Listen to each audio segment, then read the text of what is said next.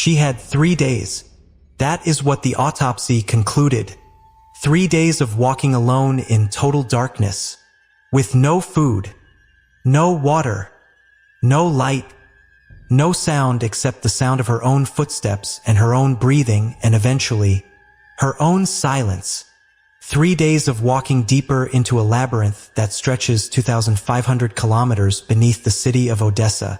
2,500 kilometers. To put that in perspective, the distance from Odessa to Paris is approximately 2,100 kilometers.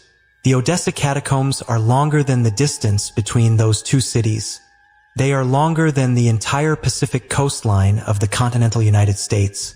They are 8 times longer than the catacombs of Paris, 14 times longer than the catacombs of Rome, and they have never been fully mapped. Nobody knows every tunnel. Nobody knows every chamber. Nobody knows how many entrances there are. Estimates say approximately 1,000 known entrances. But known is doing a lot of work in that sentence. There are tunnels down there that no human being has walked through in decades. Chambers that have not seen light since before your grandparents were born. Sections that flood with groundwater without warning. Sections where the ceiling is held up by improvised wooden supports that are slowly rotting away. And somewhere in all of that darkness, somewhere in 2,500 kilometers of unmapped limestone tunnels, a teenage girl named Masha walked alone for 3 days and did not walk out. Her body was found 2 years later, partially mummified by the cold, dry air of the tunnels, miles from the nearest entrance, in a section of the catacombs that the people who found her had never seen before and have not been able to find again. This is the story of the Odessa Catacombs, and the story of what happens when the darkness is not empty, but has no end. I need to tell you about the catacombs themselves before I tell you about Masha, because understanding what the Odessa Catacombs are, what they were built for, what they became, is essential to understanding how a teenage girl on New Year's Eve could walk into them and never walk out. The catacombs beneath Odessa were not built as burial places. Unlike the famous catacombs of Paris, which were created as ossuaries to hold the bones of the dead, the Odessa tunnels were built for something much more ordinary: stone. Odessa was founded in its modern form in the early 19th century. The city grew rapidly, buildings needed to be constructed, and the limestone beneath the ground, a soft pale stone called coquina, was ideal building material. So they started digging, not systematically, not according to any unified plan. Different property owners dug beneath their land. Different contractors dug different sections. Different quarrying operations opened tunnels at different times in different places, connected them to other tunnels, extended them, abandoned some sections, opened new ones. For decades, the digging continued, and slowly, over generations, the tunnels spread, connected, branched, doubled back on themselves, created dead ends and junctions and passages that led nowhere and passages that led somewhere unexpected. By the time the mining operations wound down, Odessa was sitting on top of something that nobody fully understood. A labyrinth that had grown without design or intention, that had no master map because no single person or organization had ever been in control of all of it. The city above was built from the stone that had been carved out below, which means that the buildings of Odessa literally rest on the absence of themselves. The city is made of what was taken from the void beneath it, and the void remained, dark, empty, stretching in every direction beneath the streets and houses and schools and offices of a city of more than 1 million people, waiting for whoever came next. The catacombs did not stay empty for long. The darkness and the scale and the inaccessibility that made the tunnels dangerous to ordinary people made them extraordinarily useful to people who needed to be invisible. Smugglers came first. The tunnels connected to the port, Goods could move through the underground without passing through customs, without being observed, without official knowledge. Then the criminals. The tunnels were a refuge from law enforcement, a place to hide, to store things that should not be found, to conduct transactions that could not happen above ground. And then the partisans. During the Second World War, when German and Romanian forces occupied Odessa, the resistance fighters who refused to surrender went underground. Literally, they established bunkers in the catacombs, living spaces, storage areas, entire communities of people living below the occupied city. They survived down there for months, some for years, moving through tunnels that the occupying forces could not map and therefore could not systematically search, striking at the surface and then disappearing back into the darkness. The partisan bunkers still exist. Some of them have been preserved as historical sites. You can visit them, see the living spaces and the supplies and the communications equipment that the resistance fighters used. But most of the catacombs have not been preserved. Most of them are exactly as they were when the last person who was down there left. The wooden supports rotting slowly, the equipment left by whoever was last there slowly deteriorating, the darkness as complete as it has always been, and the silence.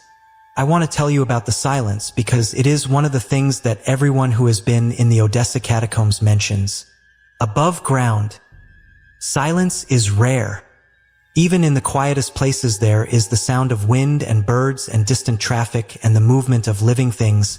There is always something, some faint reminder that the world is occupied by things other than yourself. In the Odessa Catacombs, the silence is different. It is not the absence of sound.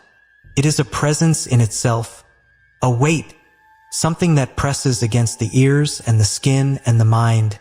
A silence so complete that the sound of your own heartbeat becomes loud.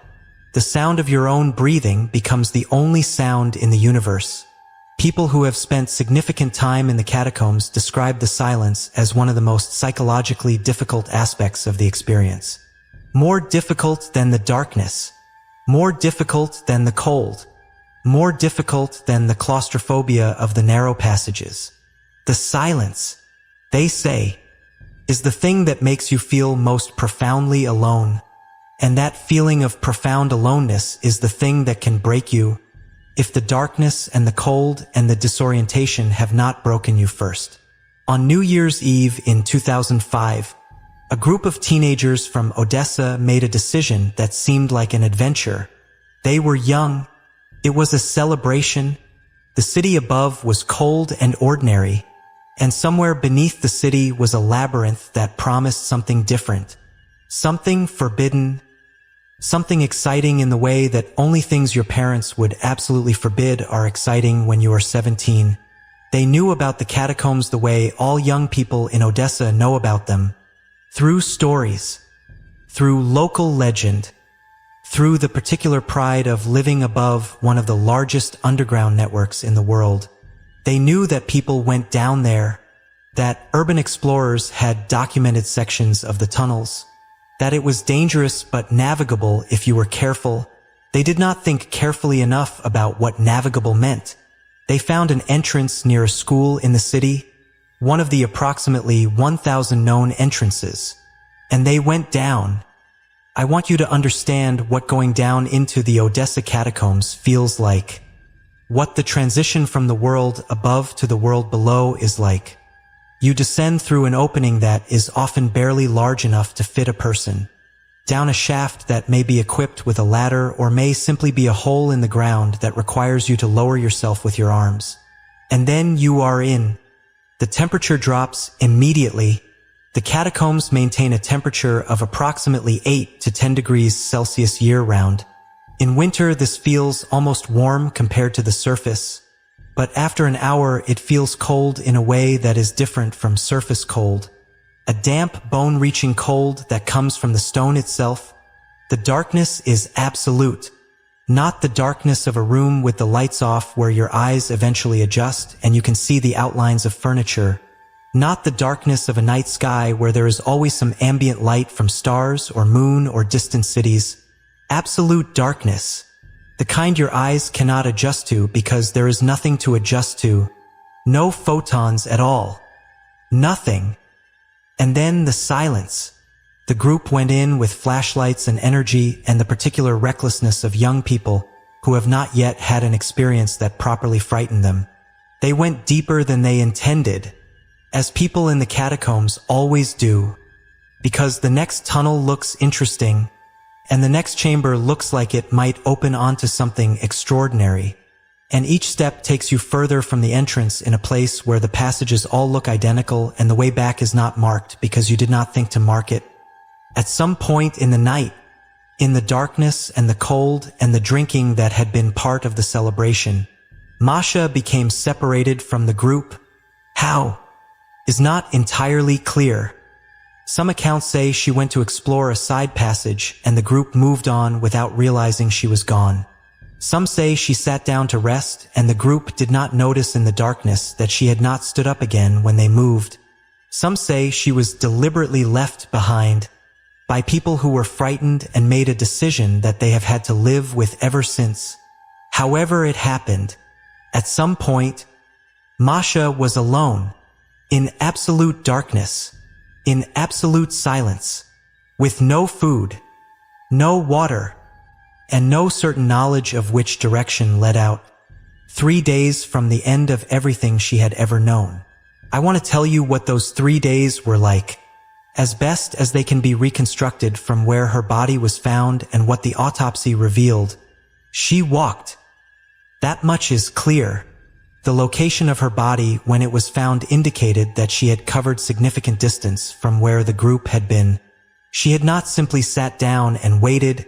She had moved, had tried to find her way out, in total darkness, with no landmarks, in a tunnel system where every passage looks identical to every other passage, where left and right and straight ahead and back are meaningless concepts when you cannot see your hand in front of your face. There is a phenomenon that happens to people who are lost in conditions of complete darkness and featureless terrain. They walk in circles. The human body has a subtle asymmetry. One leg is microscopically stronger than the other. One stride is microscopically longer, in conditions where there is no visual reference to correct against.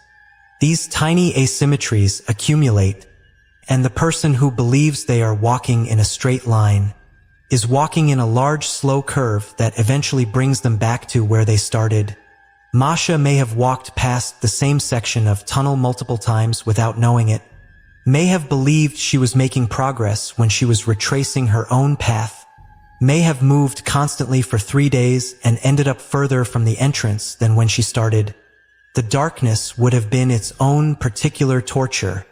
Human beings are not built for absolute darkness, not for sustained periods. The visual cortex, which normally processes an enormous amount of sensory input, begins to generate its own input when there is nothing external to process. People in sustained absolute darkness begin to see things that are not there. Shapes, movement, flickers of false light, the brain creating stimulation to fill the void. This is not hallucination in the clinical sense. It is the brain doing what brains do, trying to make sense of an environment by generating the data that should be there but is not. For Masha, alone in the darkness, these false visuals would have added to the terror, the sense that something was moving in the tunnel ahead, the flicker at the edge of vision that disappeared when she turned toward it, the shapes that her desperate eyes invented in the void. She was thirsty from the beginning. The catacombs are cold and dry. The human body loses moisture through breathing even in cold conditions. And she had nothing. No water. No food. No way to replace what her body was losing with every hour. Dehydration does specific things to the mind. In the early stages it impairs judgment and concentration. The decisions that seem logical become less so. The navigation that was already impossible becomes more impossible, and the fear that was already overwhelming becomes something larger than fear, something that has no name in ordinary experience. She walked for 3 days, getting weaker, getting more confused, getting further from anything that could help her, and at some point, in some tunnel that no one has been able to find again, she stopped, and the catacombs kept their silence, and the darkness was absolute, and she was alone. This is episode 1 of the Odessa Catacombs. What the catacombs are, what they have been used for, what happened to the people who went into them and did not come out, and the question that has never been answered, whether Masha was real, or whether she is something else entirely, a story that the catacombs needed to tell, about the darkness that waits below, and the silence that keeps its secrets. That is a story for episode 2. Subscribe to Grey Archive Tales, and come back. We will be waiting, the way the catacombs wait, patient, and dark, and full of things that have not been found yet. Before I end this episode, want to tell you something that most accounts of the Masha story leave out. Something that makes the story more disturbing than any version of it that focuses only on the girl who was lost. The people who found her. They were urban explorers, the kind of people who go into places like the Odessa Catacombs specifically because they are dangerous and unmapped and unknown. They document what they find. They photograph what they see. They bring back evidence of places that most people will never see. These particular explorers found something in a section of the catacombs that they had not been to before, in a tunnel that their maps did not cover, in a part of the labyrinth that they had no prior record of. They found her, and here is what I want you to understand about that finding. They were miles from the nearest entrance, miles from the surface, miles from any other person, in a part of the catacombs that nobody else had apparently visited since Masha had been there. That means that for the time between when she died and when they found her, 2 years approximately, she was there, alone, in the darkness and the silence. 2 years, in a section of tunnel that nobody was looking for and nobody could find. The partial mummification that preserved her enough for identification to be possible happened because of the specific conditions of that particular tunnel. The cold, dry air, the low humidity, the absence of the biological processes that normally accelerate decomposition. The catacombs had kept her, and when the explorers brought her story to the surface, uploaded the photograph, posted the account of what they had found, the catacombs gave her back to the world, in the only way they know how to give things back, as a warning and a reminder that 2,500 kilometers of darkness is not empty. It is full of everything that has ever gone into it and never come out, full of the silence of people who walked in looking for something and found the only thing the darkness offers: more darkness, more silence, and no way back. This has been episode 1 of the Odessa Catacombs. Subscribe to Grey Archive Tales, and come back. We will be waiting.